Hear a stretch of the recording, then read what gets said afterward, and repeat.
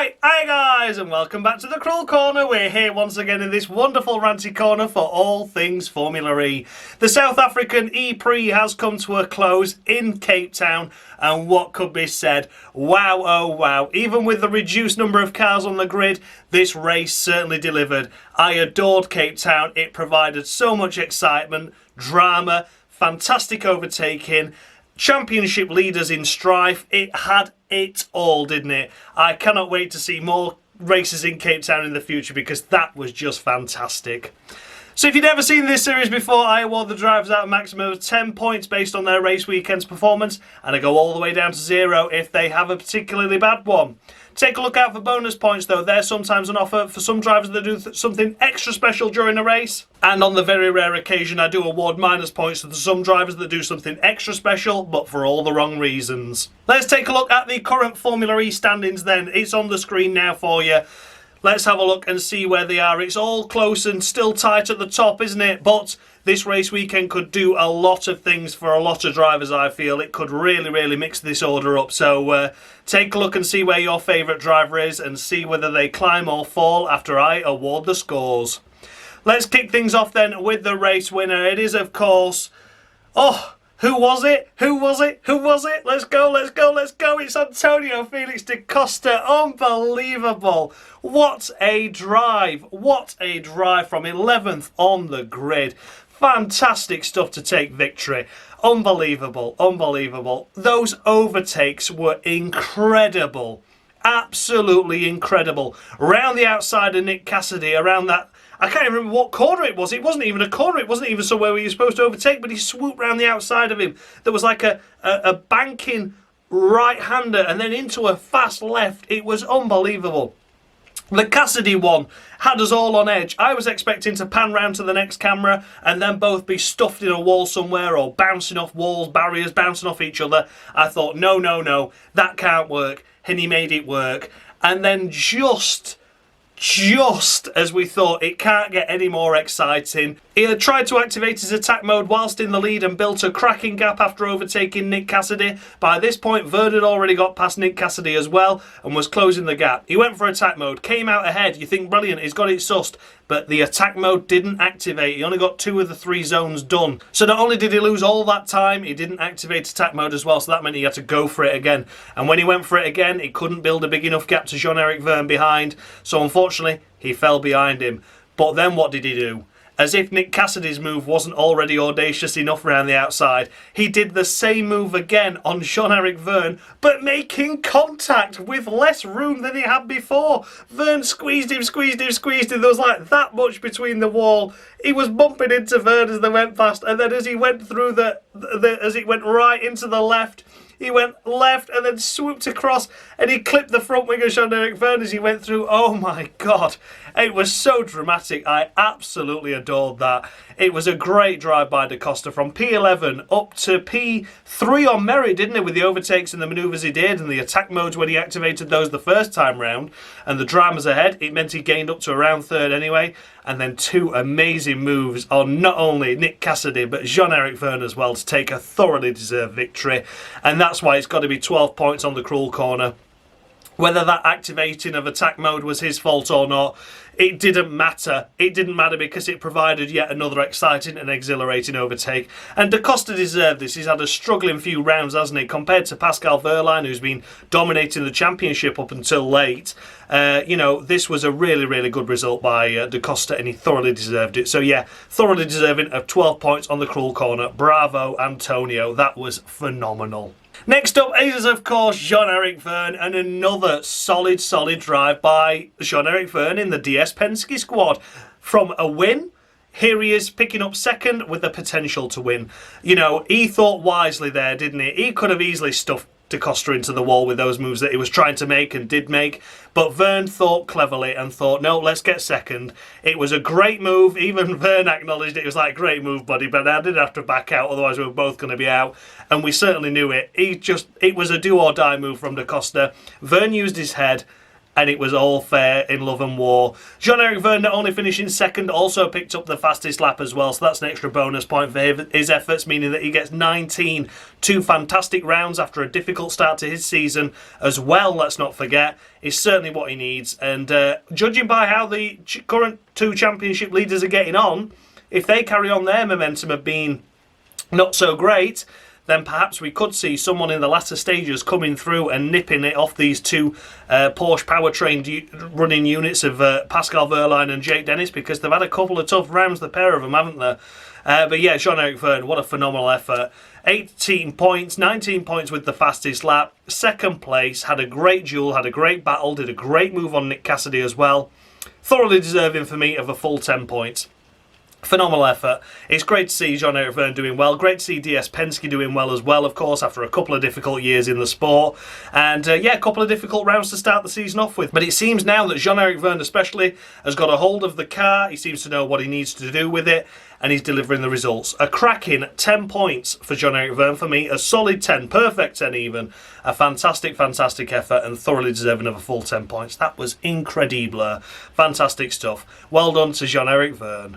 In third place, it is, of course, Nick Cassidy in the Envision. He looked like he could have won it at one point, but the Envision powertrain, I can't remember what's in there. Is that the Jaguar one in the back of that? But either way, it didn't look like he had the percentage over the other cars around him, unfortunately. It was always playing catch-up in terms of the percentage game, and it was really unusual how it was like Vergne got past him, and of course Costa got past him with relative ease, it must be said. I mean, Costa's move was impressive. Didn't really see how Vergne got round him, but it was like within the space of 2 laps, 2 cars round him, and then that was it. It was in third place then. Sacha Fenestraz got back through him as well at one stage. And then on the last lap, Fenestraz went off, and I can't find out what happened there at all. I don't know if it was nudged or whether he fell off, because it was a big gaggle of cars there for that P3, wasn't it? It was 3rd, 4th, 5th, 6th, 7th, 8th and 9th, I believe, that were all in that gaggle. So even if he did get a nudge from Cassidy, I'm sure Cassidy have had a nudge from behind that nudged him into Fenestraz. It was all that close. So I don't really want to discredit Cassidy if there was a bit of contact, but we don't know. We honestly don't know what happened there. I certainly don't anyway. I've tried watching, I've tried looking at news, seeing if anyone's under investigation.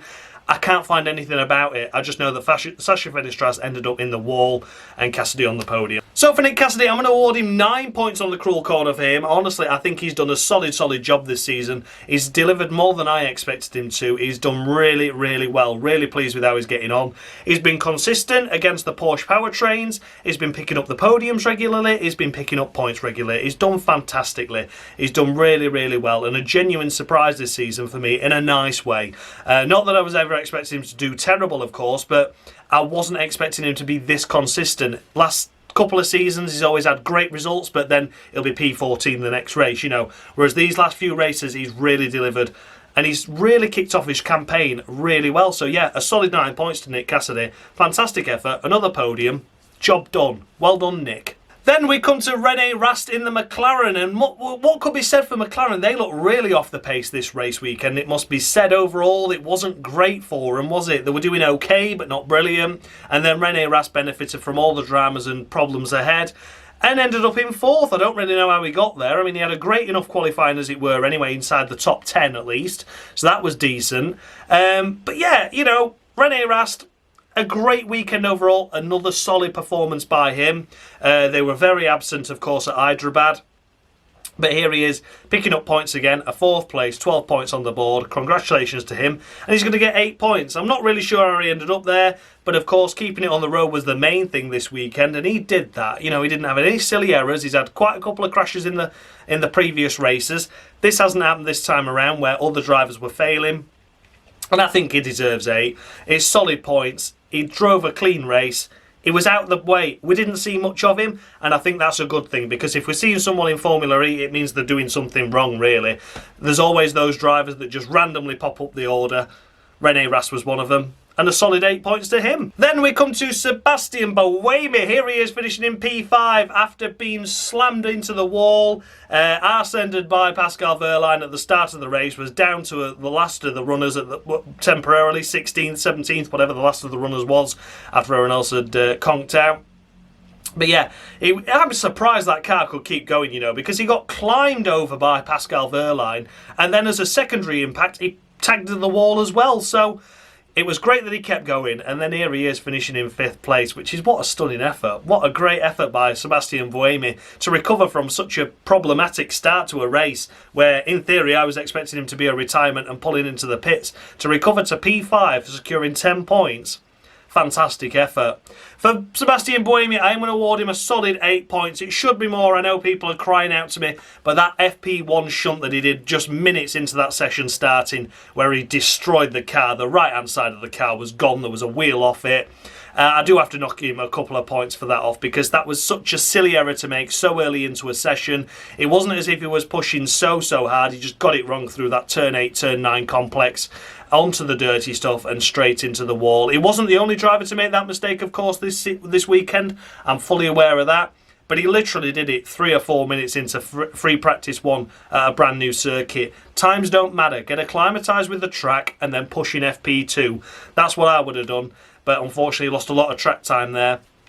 And a lot of damage and work for the team to do. So I do have to dock him a couple of points off for that. But overall, 8 points on the cruel corner. Still a solid score. Still respectable. Buemi, you've had a brilliant season so far. Keep it up. Next up is Dan Ticktum in the Neo 333, securing 8 points for the team with a 6th place finish. Fantastic effort by Dan Ticktum once again. He was running around in the points all race long, wasn't he? He was always 9th, 10th, 8th, that kind of area.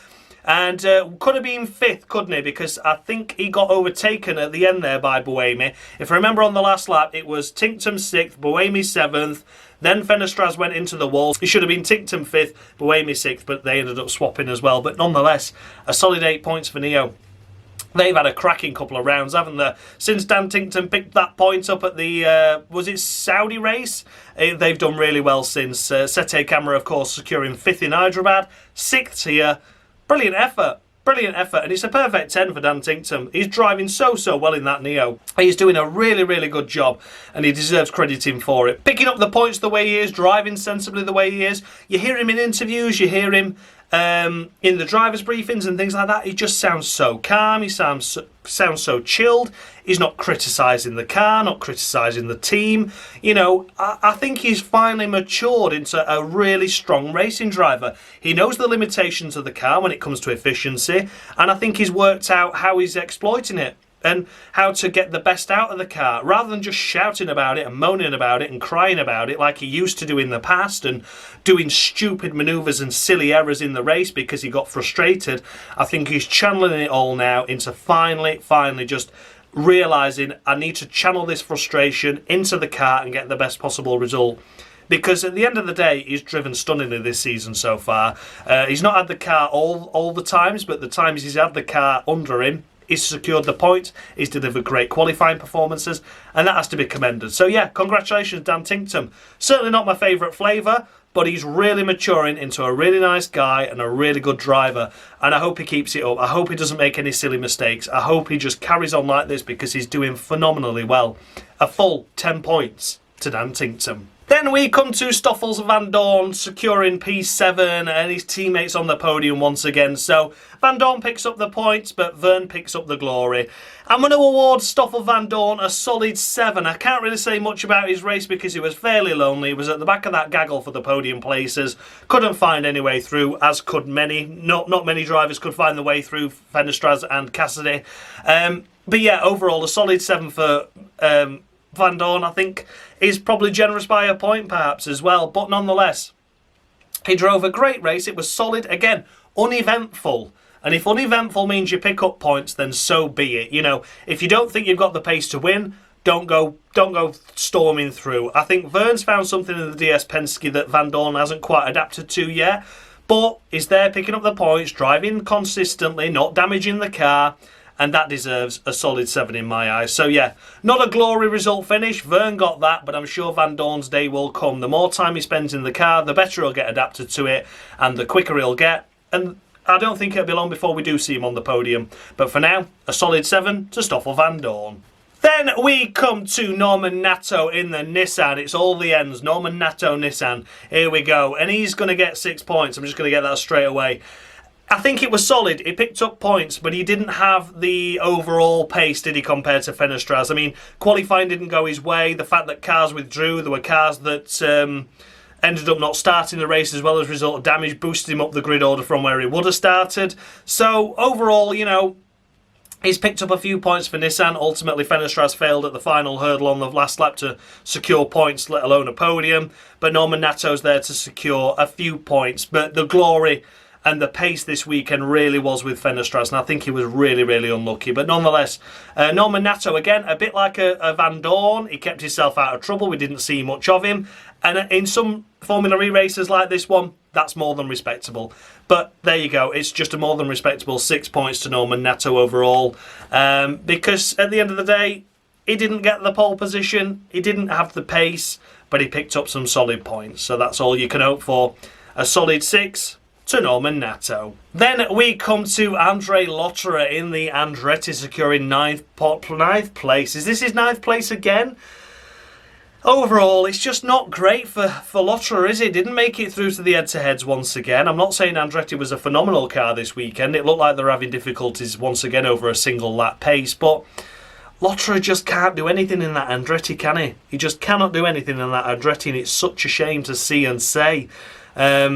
Yeah, the glory as always goes to Dennis, and at least he picks up a couple of points when Dennis falters again, but it should be much better for him. You know, Da Costa's at least there now when Wehrlein fails to pick up podiums, pick up wins, and there's just Lotterer picking up a couple of points, and it should be so much more. So yeah, Andre Lotterer really needs to unlock something in that Andretti now.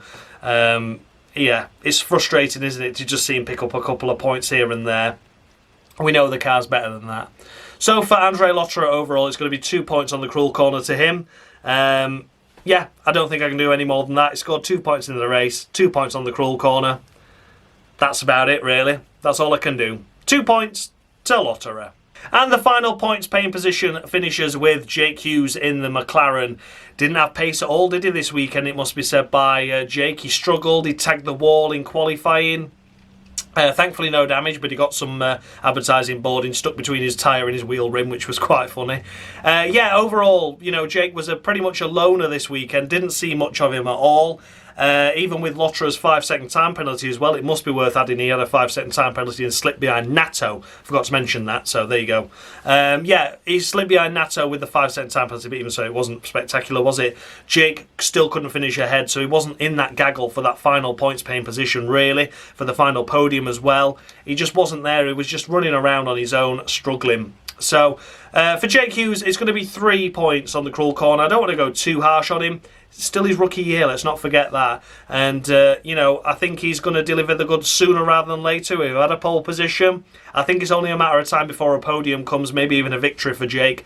But Cape Town, obviously a new circuit for everyone, not just McLaren, not just Jake.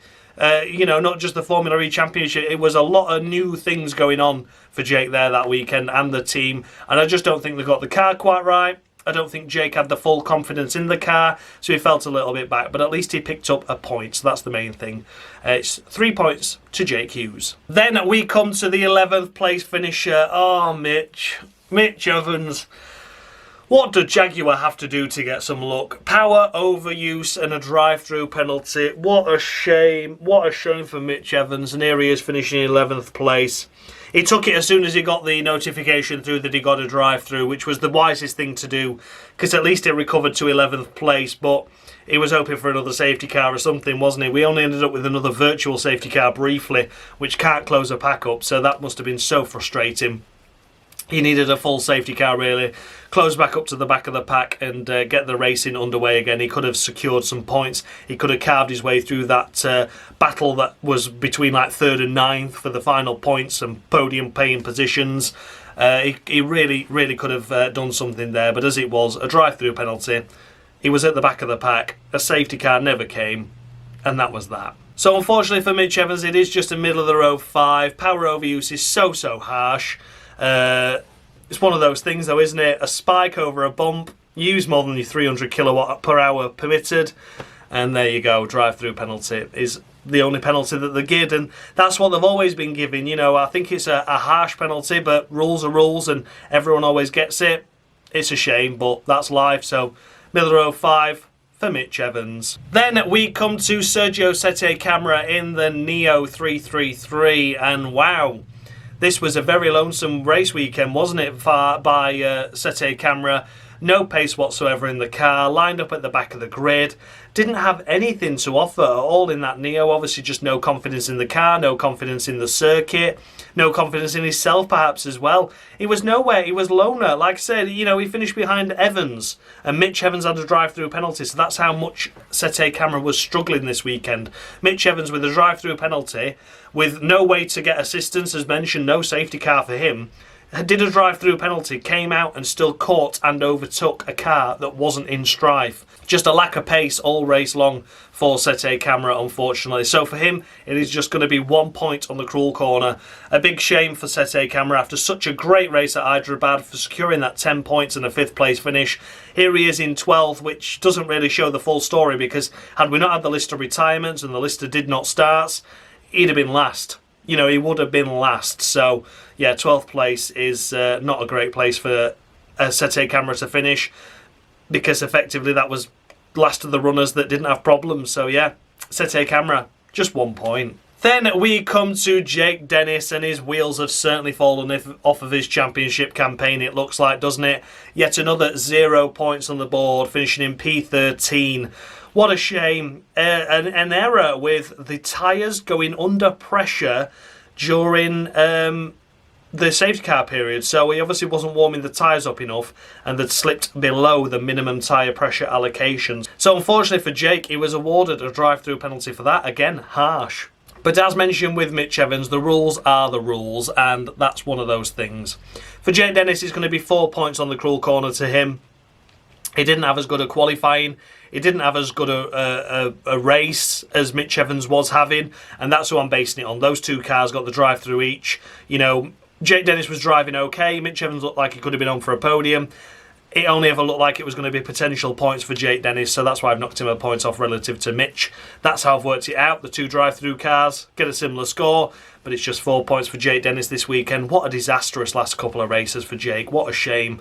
I'm really rooting for him to do well this year, and I hope he can pick it up in Brazil. I hope something good can come of it, because he needs some luck now. We've had a great start to the season, but these last two races have made that great start pretty much nil and void now in terms of the points championship. So come on, Jake, let's have a good race in Brazil. But for now, just 4 points on the cruel corner. Then we come to Sacha Fenestraz. Oh no, Sacha.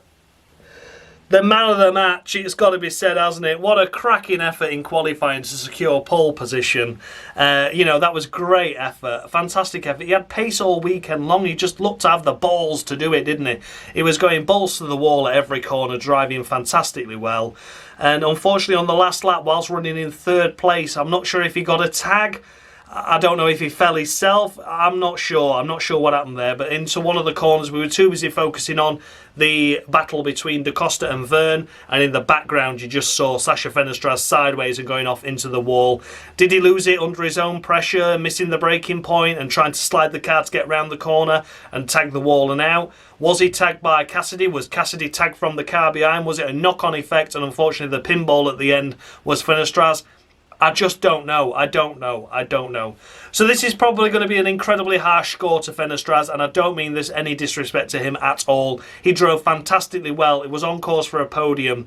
You know, had he done the attack mode a little bit better where this full course yellow came out, he'd have still been leading the race, or at least been in 2nd. But as it was, he came out 4th, recovered his way to 3rd and drove a brilliant defensive drive up until the point where he fell off. As mentioned, I don't know if he fell or was he pushed.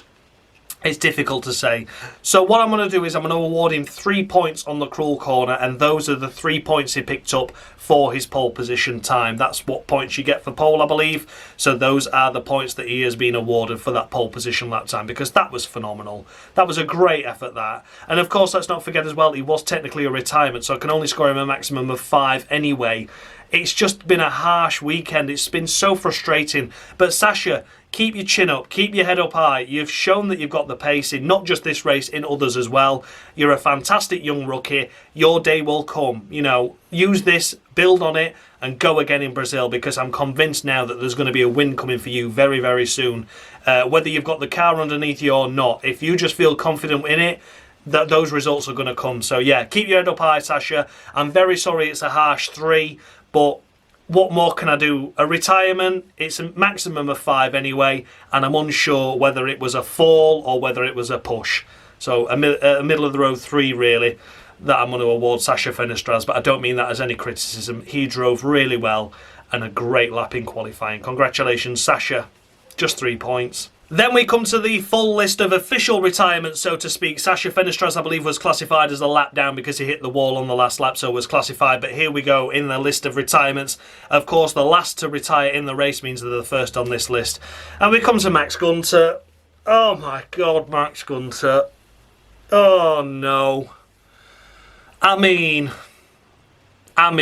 what can we do? What can we do? A fantastic front row start for the Maserati that has been struggling for the first few races, then looking to have pace in qualifying but slipping away in races.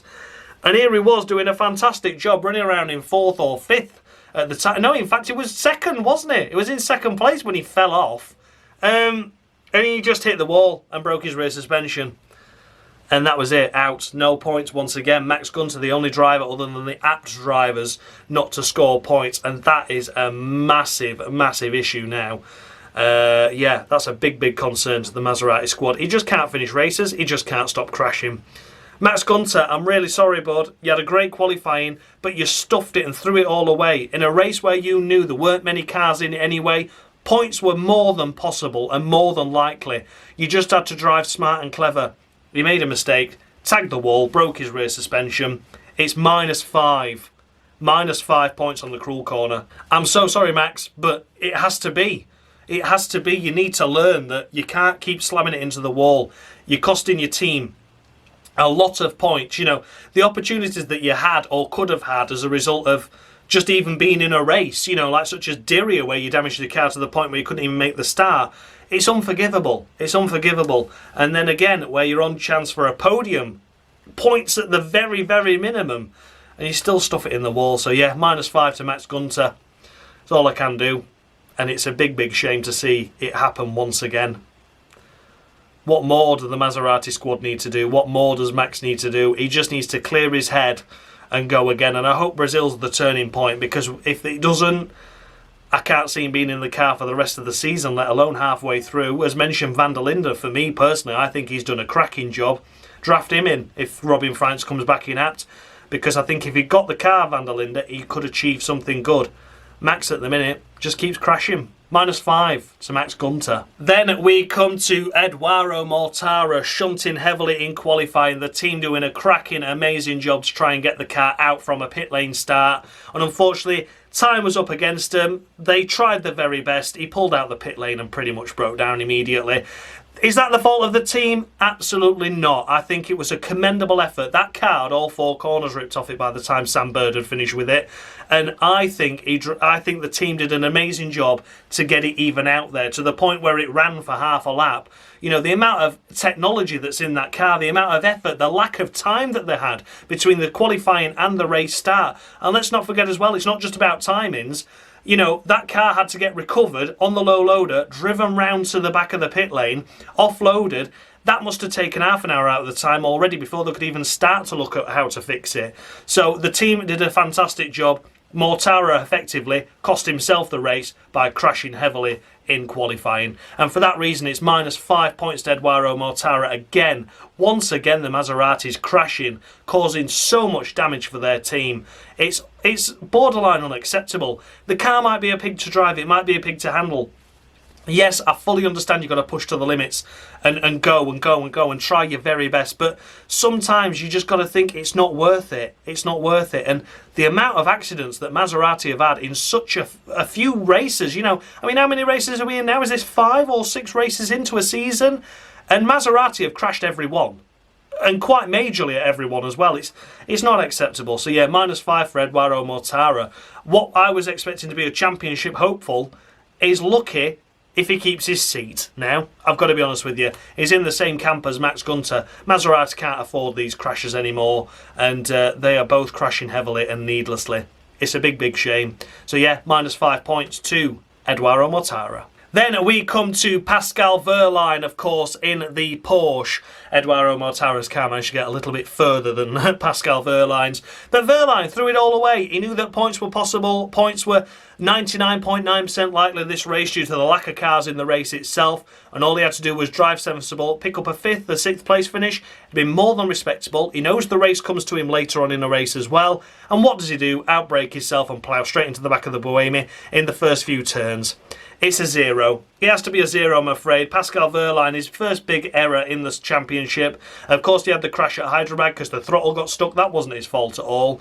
But here we are in a comfortable championship leading position where there's a lot of cars not making the start of the race. He knew that he had a car to deliver a solid top 5 finish without even trying this race. And what did he do? He threw it all away at the first corner, and that was it, or first few corners anyway. But nonetheless, he's out. It's unacceptable. It's 0. So yeah, 0 to Pascal Wehrlein. Seriously needs to book his ideas up now. Jev's looking strong. The Costa's looking strong. Cassidy's been solid.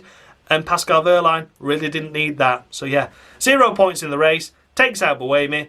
0 points on the crawl room. Then we come to Sam Bird, and once again, I mean, he's a DNS, isn't he? He didn't even start due to the amount of damage that he'd sustained in qualifying. Now, I'm going to be a little bit sympathetic with Sam in terms of there should have been yellow flags because Mortara had crashed. There were no yellow flags.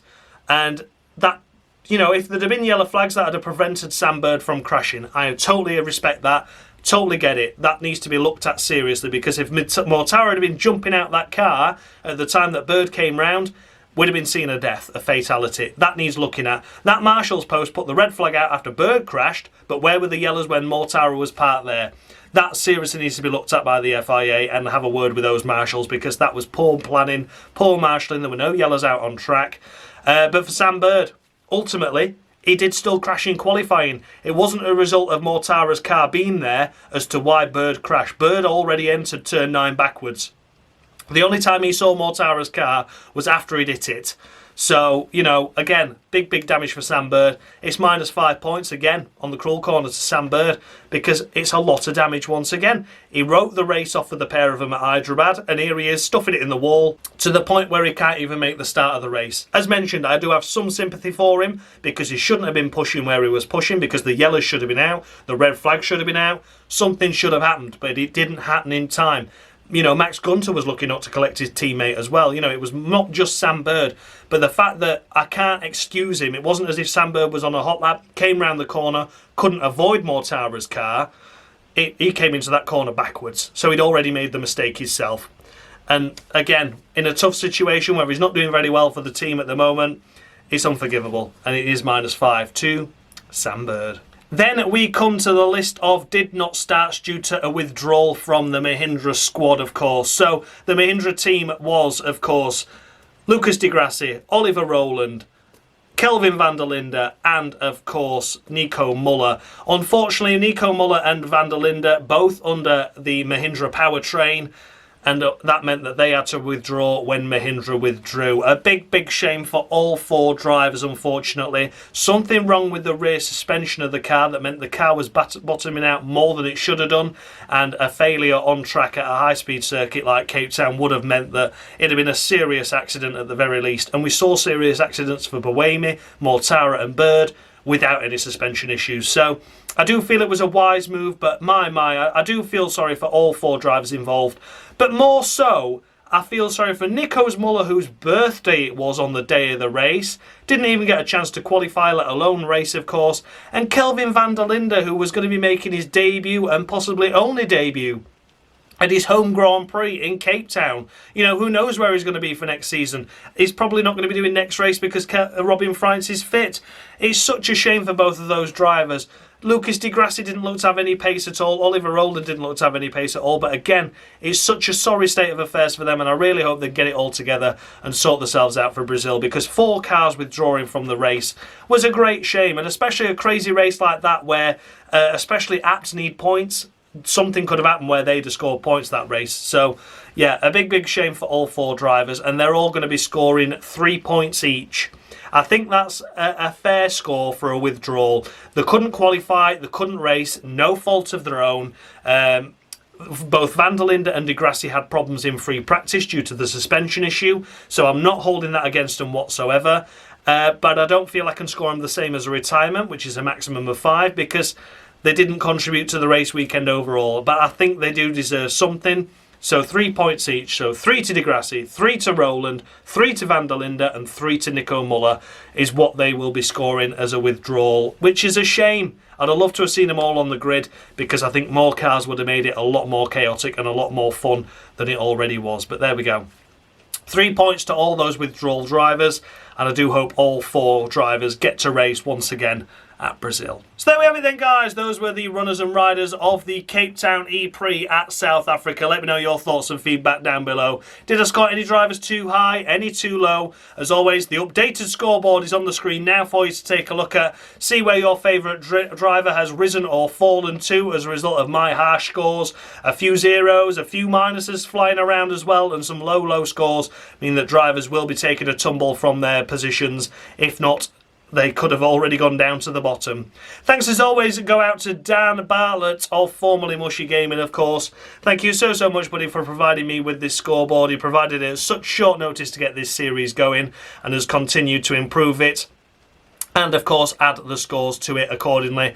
Every time I send the scores over, I get them back super quick, and I really do appreciate it, buddy. Thank you so much.